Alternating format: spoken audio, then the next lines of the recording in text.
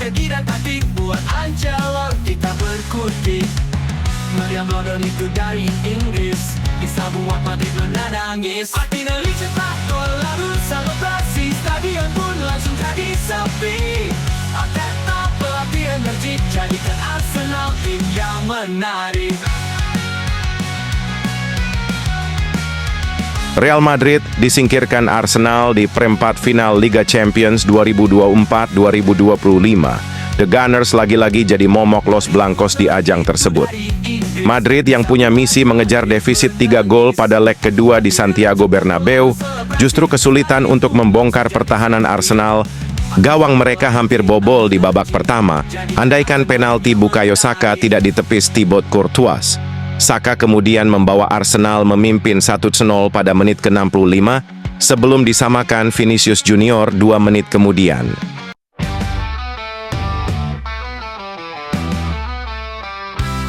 Arsenal menemukan Madrid, buat Madrid sampai menjerit. Arteta alih strategi dan taktik, buat Ancelotti tak berkutik. Meriam London itu dari Inggris, bisa buat Madrid menangis. Martinelli cetak gol lalu selebrasi, stadion pun langsung jadi sepi. Gabriel Martinelli memastikan kemenangan 2-1 pada masa injury time sekaligus memantapkan keunggulan agregat 5-1 Arsenal. Arsenal melaju ke semifinal pertamanya sejak 2008 dan bertemu Paris Saint-Germain. Hasil yang juga menegaskan Arsenal adalah momok untuk Madrid di kompetisi Eropa. Dari 4 pertemuan dengan Arsenal, Madrid tidak pernah menang dan kalah 3 kali, dengan 1 gol dibuat. Bahkan Arsenal adalah tim pertama yang bisa menang dalam 2 lawatan pertamanya ke Bernabeu. Top Gunners.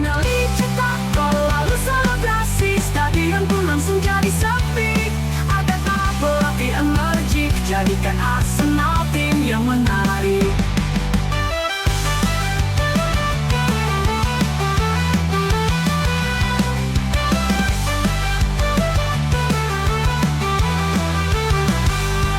Martinelli cetak gol lalu selebrasi, stadion pun langsung jadi sepi. Arteta pelatih energik, jadikan Arsenal tim yang menarik. Welcome back to channel Progress Football. Di video kali ini, gue akan membahas pertandingan antara Real Madrid yang menjamu tamunya Arsenal di ajang Liga Champions, yaitu lebih tepatnya lagi di perempat final Liga Champions. Yang mana di sini Arsenal bermain di kandang Real Madrid berhasil memetik kemenangan lagi. Sebelum gue jauh membahas itu, gue akan membahas formasi dulu, yang mana di sini Real Madrid menggunakan formasi 4-3-3, yaitu mereka menurunkan 3 gelandang utamanya.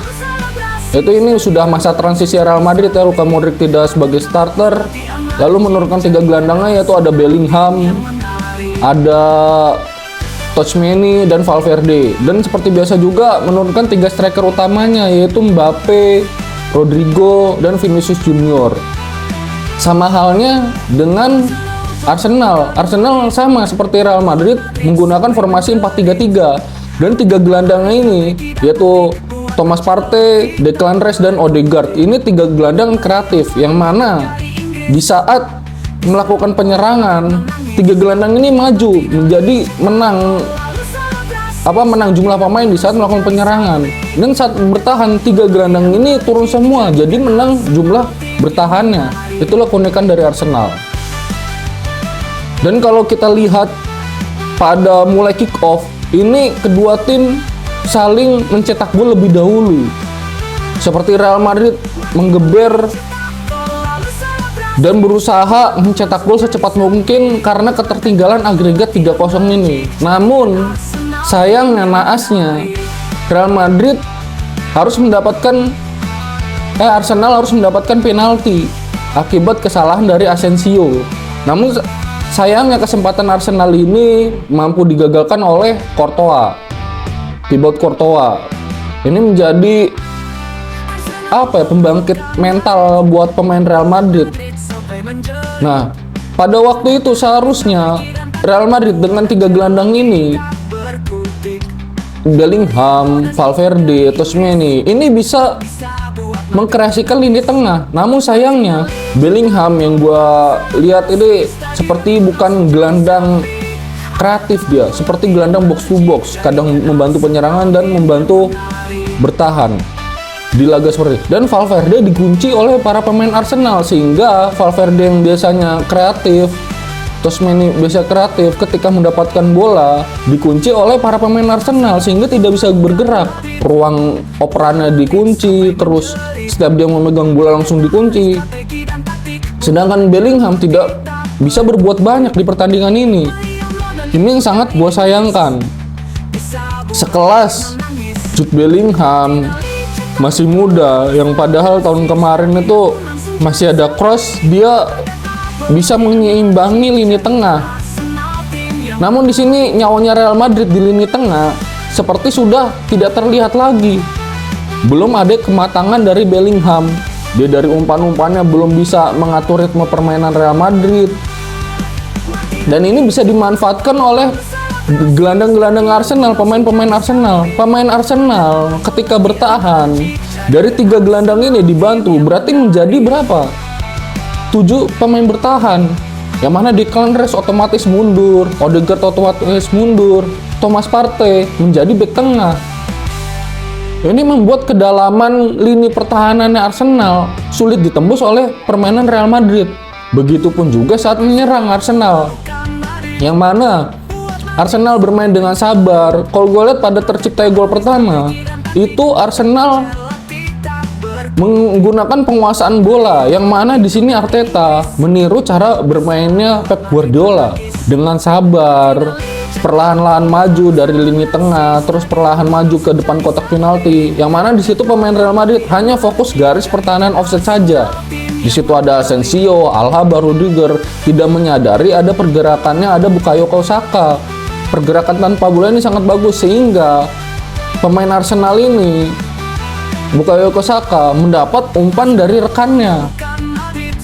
Pergerakan tanpa bola dan itu lolos dari jebakan offside.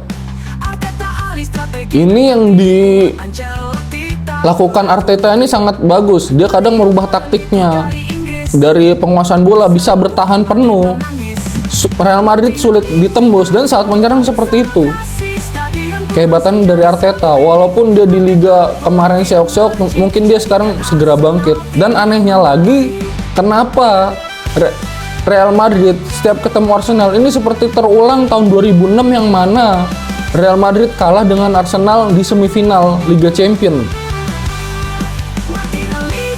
Kalah di semifinal Liga Champions, Real Madrid ya seperti ini. Dulu masih zaman bintang-bintangnya, ada Zidane, ada Ronaldo, Sergio Ramos, Cannavaro, Guti, semuanya masih pemain bintang semua, bisa diobrak-abrik oleh seorang Thierry Henry. Di sini berarti setiap Arsenal ketemu Real Madrid, ini Arsenal selalu mengalami kemenangan. Ini gue salut dengan Arsenal, mentalnya dia di Liga Champions. Kalau ketemu Real Madrid, dia selalu menggebu-gebu. Walaupun dia sudah menang agregat 3-0, Arsenal kan kemarin sudah menang agregat 3-0, terus dia tidak bermain secara bertahan. Arsenal tetap memainkan pola taktiknya. Ini gue senang, tidak terlena dengan agregat 3-0. Karena apa? Kalau terlena dengan bermain bertahan, ini Real Madrid bisa mengobrak-abrik terus pertahanan Arsenal. Dan Ancelotti seperti sudah kehabisan akal di sini saat melawan Arsenal, bingung karena 3 gelandang selalu ditutup.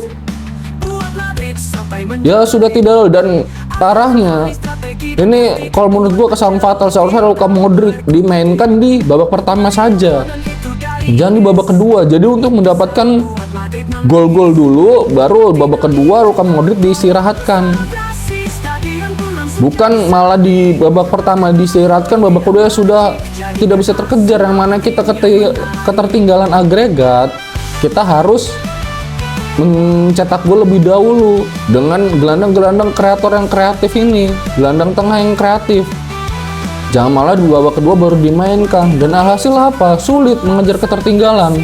Apalagi Arsenal lini tengahnya solid sekali, ditambah Gabriel Martinelli di gol keduanya tim yang menarik. itu sangat brilian sekali dengan sprintnya, umpan terobosannya, sprintnya. Ya ini Gabriel Martinelli aja bisa bermain seperti itu di Liga Champions. Berarti apa kesalahan fatal di lini tengah hingga lini belakang Real Madrid. Lini depan Real Madrid juga seperti itu. Mbappe seperti tidak bisa menjadi pemain nomor 9. Yang alhasil ini Mbappe dan Vinicius Junior belakang ini sudah tidak terlihat chemistry-nya lagi.